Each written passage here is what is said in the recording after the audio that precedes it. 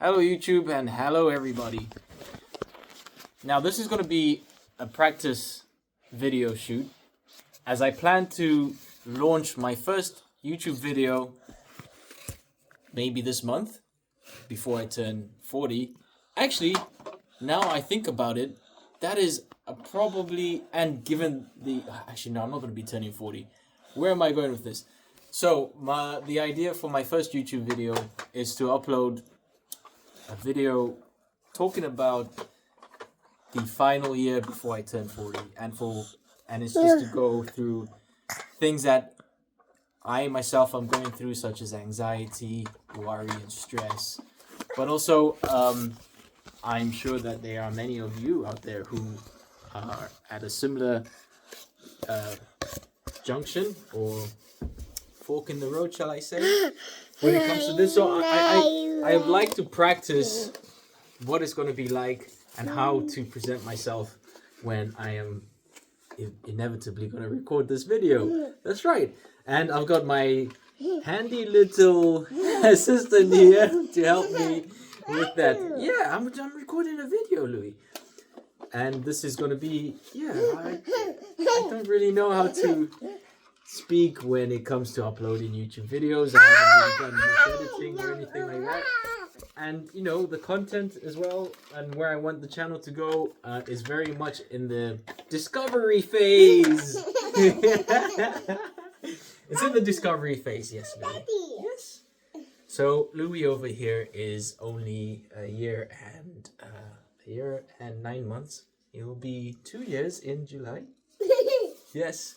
And you know, that's also another potential avenue of video content, is the trials and tribulations of raising children, or specifically boys, two young boys. I mean, his brother's just gone out for a ride with his mom, and you know, navigating parenthood to some degree. So thank you for, you know, being here and watching these videos, or this very first video, shall I say. I'll keep it quite brief, but essentially my first video on YouTube that I plan to upload before my 39th birthday, which is on the 24th of March, and that will be actually on Monday.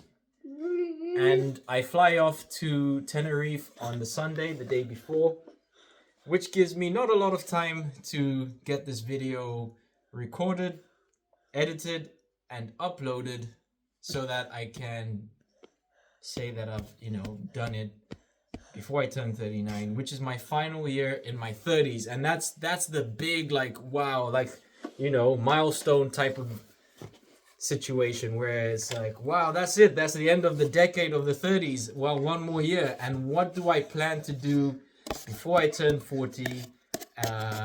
Going through some goals, going through some targets of things that I want to do, from whether it's a health perspective, financial perspective, financially, physically, family related, you know, all those kind of things. And, you know, managing the stress of everyday life, managing the stress of, you know, when you suddenly start to realize, well, not suddenly, but gradually you start to realize that, wow, okay, the decade of the 30s is coming to an end. How do I see myself going forward, and what do I plan to do, and just take on board a lot of comments that you guys have if you're going through a similar situation, which I'm sure I am not alone in this. One thing I've discovered is anytime you are undergoing, you know, stress, anxiety, worries, all those kind of things, it's amazing how you feel that you're isolated in those feelings, but you're not alone. You're definitely not alone. Now, there are many people on this planet that are going through the exact same things. Is that right, Louis? Yes, it is. Yes. And yeah, we can all be there as a support for each other. And you know, for those of you who are already in your 40s, you know, there's advice there that I'd like to take on. And so, yeah, sorry for the sort of like unstructured format of this video. I don't even know if this is gonna be a this might actually form part of the final upload. Yep, I think it might, right? Because the important thing that I have realized is you got to get started somehow. You got to get started somewhere. And that's one of the lessons that approaching the 40-year mark in terms of age, one of the things that I think is important is you start to look forward into, or you look down the pipeline of where your life wants to go. And it's so easy to, I've noticed that over the past 10 years or the last decade or so, it's so easy to get stuck in a routine of go to work, come home, rinse and repeat, you know, live for the weekends type of thing. I'm not saying that I do that personally right now, but as I have a young family, so, you know, everything I do now is kind of structured around them. What I'm trying to say is there have been so many times that I've wanted to start something new or try something new, but have just never taken that first step of starting. And the best example is actually this YouTube channel and trying to get that started. I've had the idea for such a long time, and in fact, I've been a member of YouTube for like nearly 2 decades. And, you know, even though I have uploaded a few things here and there, there's nothing really substantial that I've uploaded. And one of the lessons that I'm learning, and one of the things that I want to carry forward into the future, is you got to start somewhere and just start. And this is me just starting. So this is raw, uncut, unabridged, you know, kind of like off the cuff, unscripted. I have a few ideas of things that I want to talk about, and one of them is starting something new, because as we grow older, it's easy to go to almost think that you're not capable of starting. Well, for me at least, from my experience, is that you're not capable of starting something new, and I just want that to be a something to think about, is that you can always challenge yourself to grow and to try something new. And for me, this is something new, and it's something that I'm being, you know, vulnerable doing something like this, because it's a bit foreign to me. So that's lesson number 1. Try something new and just start. Lesson number 2, as you start to go into your 40s, I think your goals and your ambitions in life kind of shift a little bit, because you want to, for me anyway, I try to look at maybe having a slower pace of life. I'm not really of the mindset to be focused around work all the time, and I'm looking for other avenues of purpose, I suppose. Because, you know, being an employee is great, and working for a company is great, and I love working where I do, and I want to continue working where I'm working, but I also want to explore other avenues and start gearing up for my future in terms of, you know, I mean, retirement is not too far away. So lesson number 2 is plan for the future, because what I've realized is as my 30s come to an end, the time goes so quickly. Time is your most valuable resource on this planet, hands down. And you really get humbled by looking back on the years and thinking, where did that go? I'm turning 39 in a few days. And then after that, that's it. Say goodbye to the 30s and approach a new chapter, which, you know, I'm looking forward to.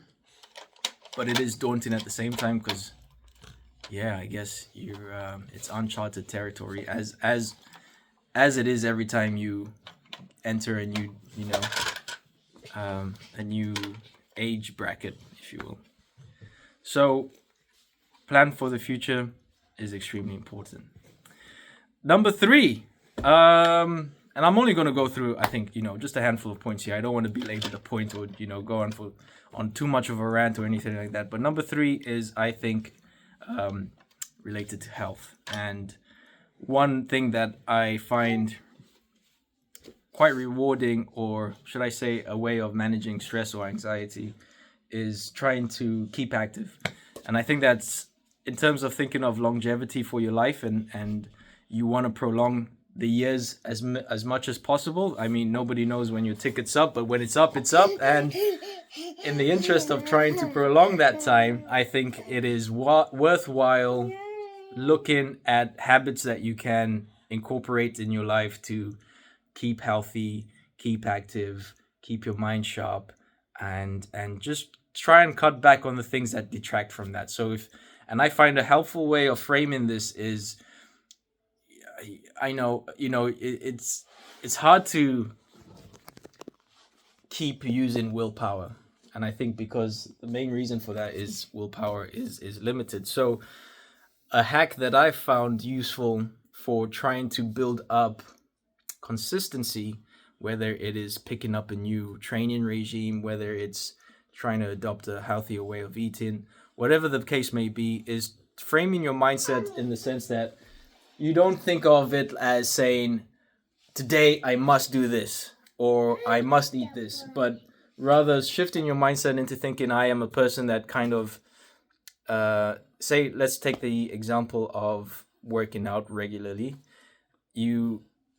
For me, on the days that I don't feel like working out, I shift my mindset into thinking that I am a individual, or my soul or my person. The way I think about it is, my life is, how do I put it? My life is, the way I want to be is that I see myself as somebody who exercises regularly, and rather than think of it as a as a chore or something like that, you just think of it as this is a natural or daily thing, or a thing that you adopt or incorporate into your life regardless. I mean, you just try to assimilate it and think of it as something that is part of your being, rather than you having to summon up the energy and the willpower to do something. Think of it in your mind as that's who you are.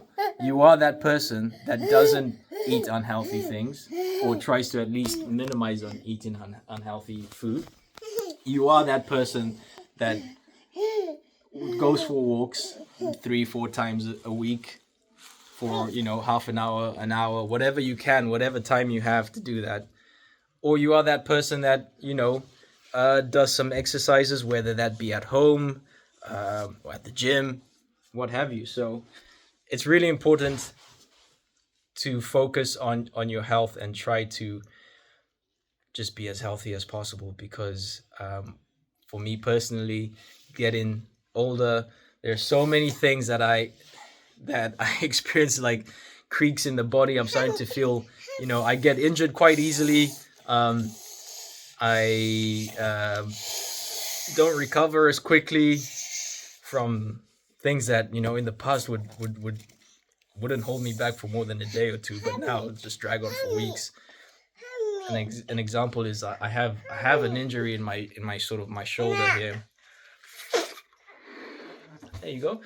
That has basically just stuck with me for like more than over 6 months. And, I'm trying to persevere through that injury and still carry on training and keeping active, and trying not to let it keep me from my goal of being consistent and regularly doing some workouts. So health is a big importance. Okay, number 4 is financial related. It's related to finances.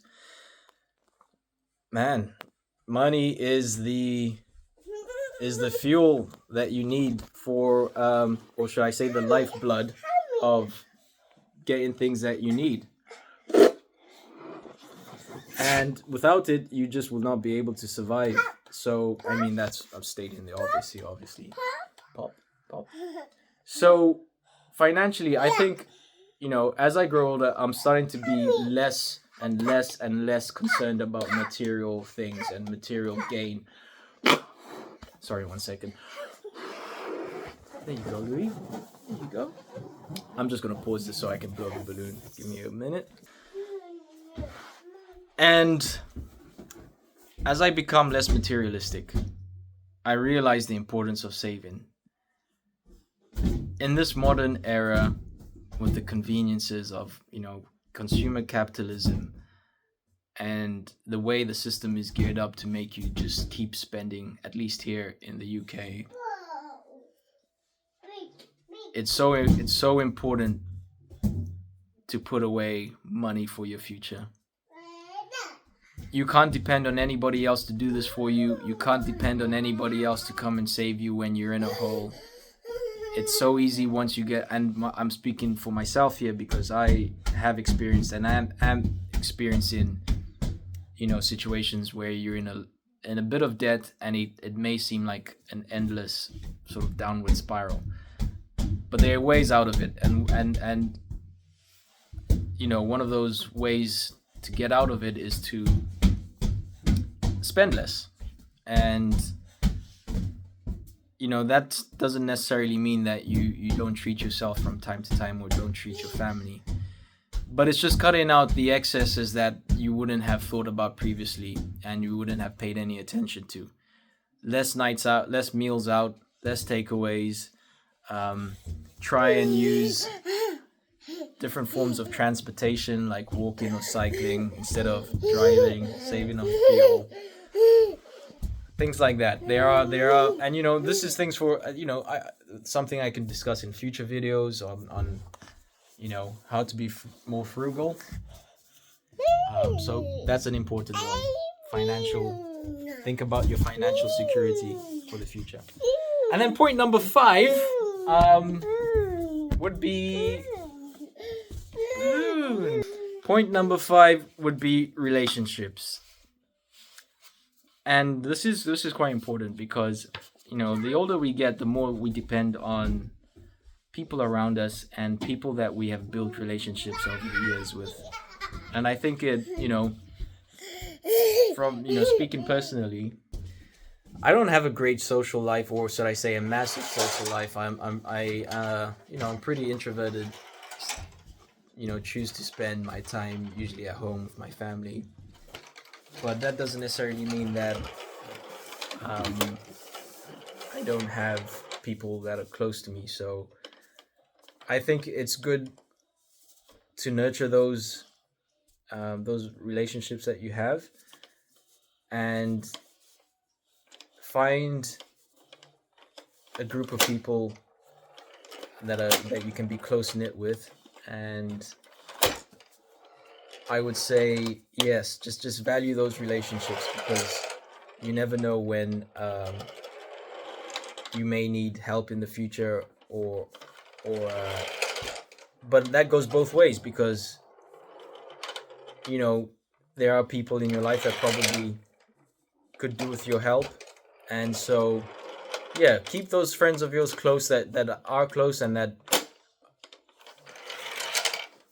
actually contribute to the type of life that you want to live, that they basically lift you up rather than pull you down. Because like I say, mentioned earlier, time is your biggest asset, and you want to spend that time wisely and with people that are on the same at least of the same sort of general ethos of the way you want to live. So I think that's it. I think that's gonna do it for my first ever YouTube video. I think it's gone a bit too long anyway, and I hope you may have got some valuable insight from this. I plan to do this a lot more in the future, and I haven't figured out exactly what type of content this is going to revolve around, so it may seem pretty varied, or shall I say diverse to begin with, before before it hones in on a particular topic or a particular category of videos, but we'll see. Yeah, hope you enjoyed it, and sorry for all the interruptions from my lovely assistant over here, but that's the life of a parent. Sometimes you just gotta make do with the time that you have here, and there's not gonna be a perfect time to start something. You just gotta take the leap. I'll see you guys in the next one. Bye.